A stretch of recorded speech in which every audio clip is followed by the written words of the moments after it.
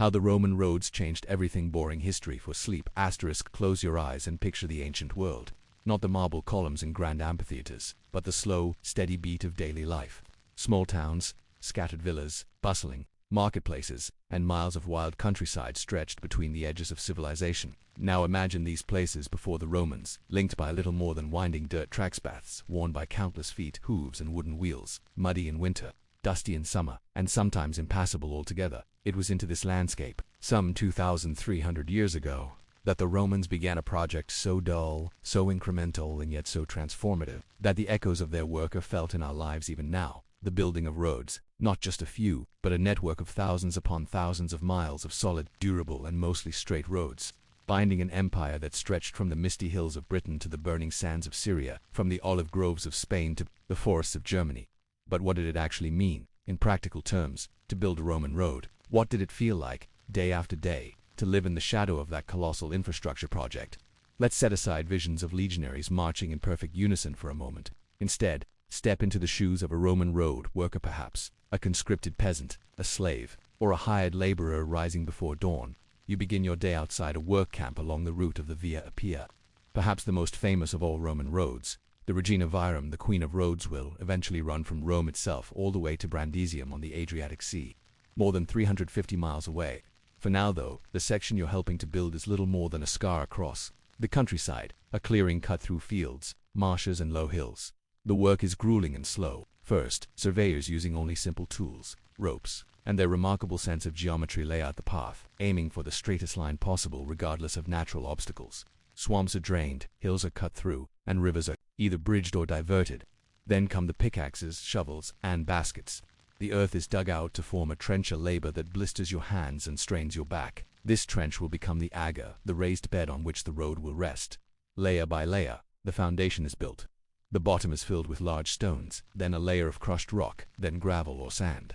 Finally, heavy paving stones, some weighing hundreds of pounds, are fitted together on top, forming a flat, hard-wearing surface. It is monotonous, repetitive work, overseen by stern Roman engineers and sometimes by the watchful eyes of soldiers. There are no shortcuts. Every road must meet the empire's exacting standards. After all, these routes must bear not only the weight of carts and livestock, but the full force of a marching army if the need arises.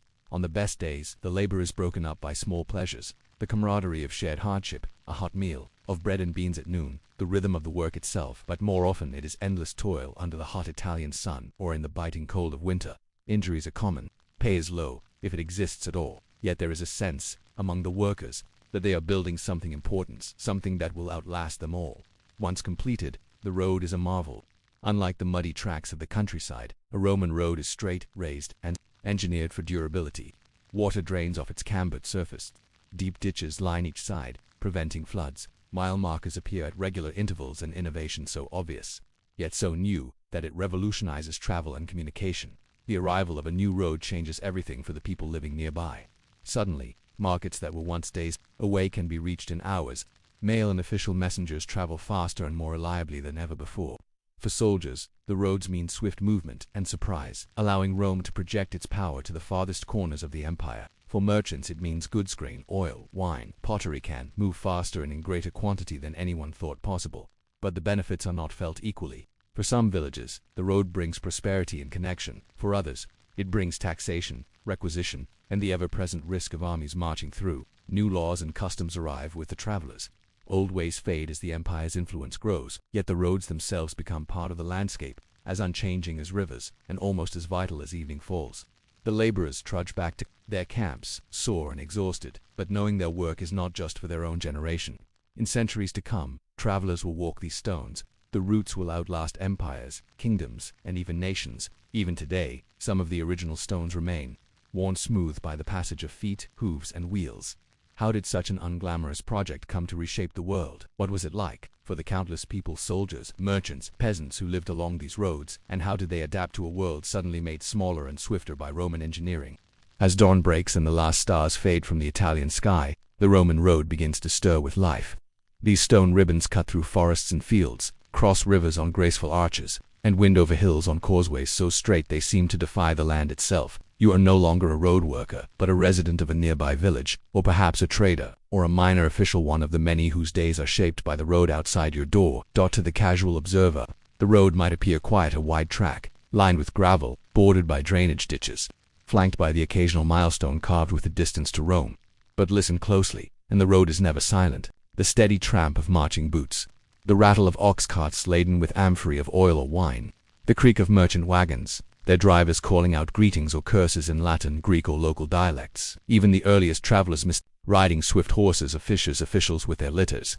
Soldiers on patrol move with a purpose dictated by the rhythm of the road. For many, the road is a source of opportunity. Traders from distant provinces bring goods that were once unimaginable luxuries: glass from the Levant, silk from the East, Spanish olive oil, Egyptian papyrus, African spices. Local farmers now have a steady market for their grain or cheese, and craftsmen can send their wares farther than ever before. At regular intervals along the road, small inns, mansions, and posting stations, mutations are built by the state, providing food, shelter, and fresh animals for official travelers.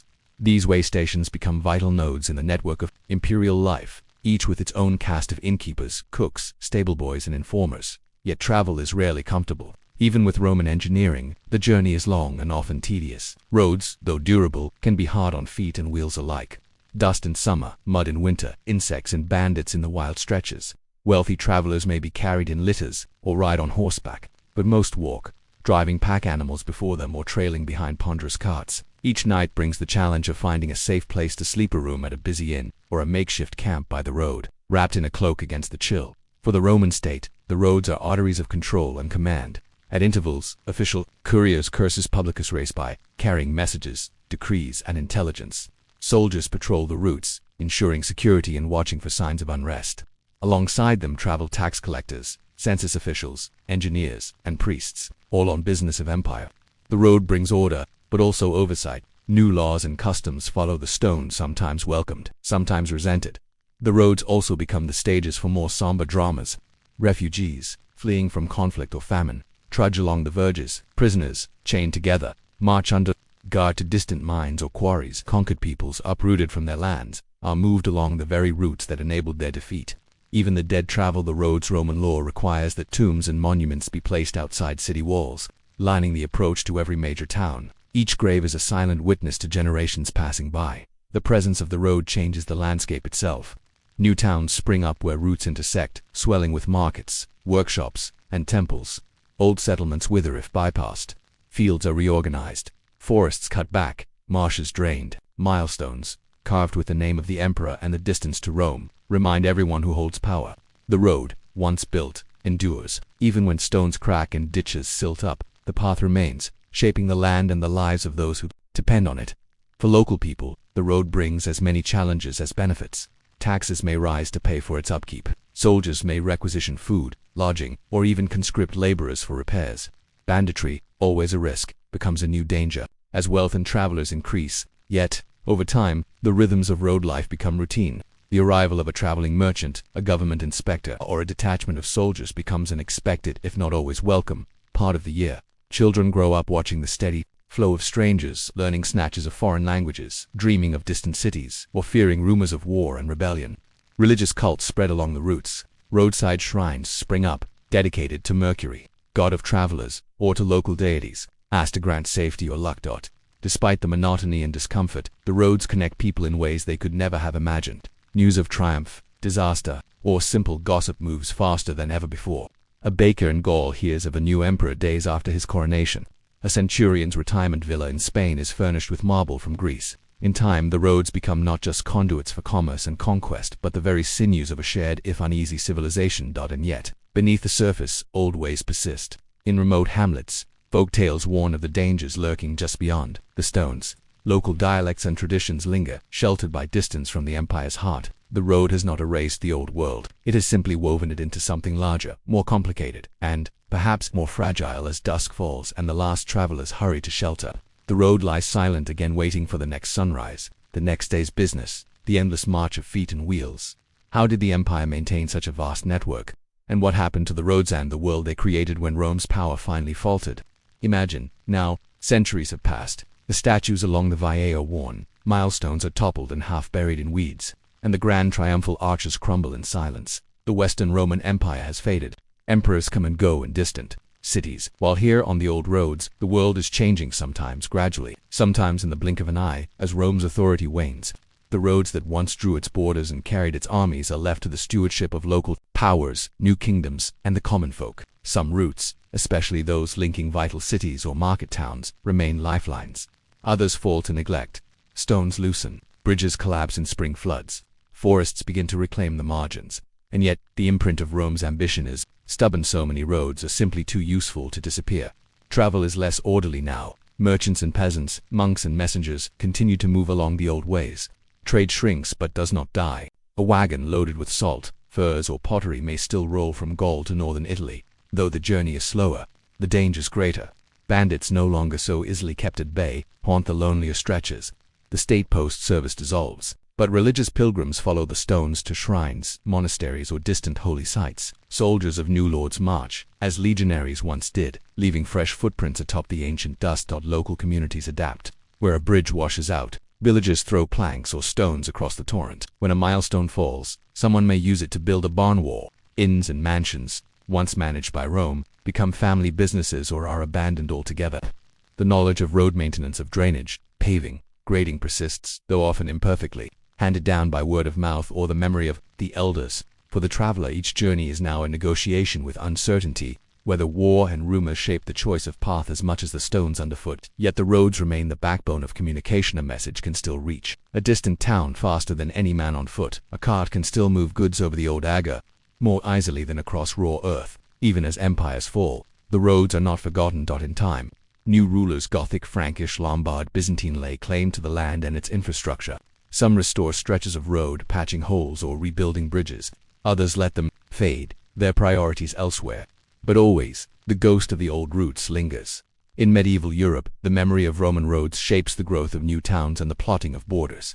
Pilgrims on their way to Rome or Compostela march over the stones their ancestors laid. Kings send armies along the old ways, trusting the Roman logic of straight lines and solid ground. Centuries later, scholars and wanderers marvel at the resilience of these roads. In the Renaissance, as the world awakens to lost knowledge, engineers study the methods of Roman surveyors and masons. Maps of Europe still trace the lines the legions once marched. Roads that cross the Alps, wind through the Apennines, or traverse the lowlands of Gaul often follow routes chosen millennia ago. Some stones, smoothed by centuries of feet, wheels, and hooves, remain in place even now. Modern highways trace the same courses, their traffic echoing the ancient purpose to link people, goods, and ideas across distance and time. Archaeologists find evidence of roadside shrines, waystations, and forgotten towns, all testimony to the lives once shaped by the road. Yet, for all the grandeur and legacy, life along the Roman road was rarely dramatic. For most, it was the dull rhythm of travel, the monotony of maintenance, the small moments of camaraderie or hardship: what to eat, where to sleep, how to avoid the worst mud. The story of the Roman road is not just one of conquest and empire, but of generations, of ordinary people making their way, step by step, over the stones. As you drift off to sleep, think of the quiet power of infrastructure, the way a simple road can bind together a world, endure through centuries, and shape the future long after its builders are gone. The stones beneath your feet may be old, but they still point the way forward, echoing the footsteps of all those who came before.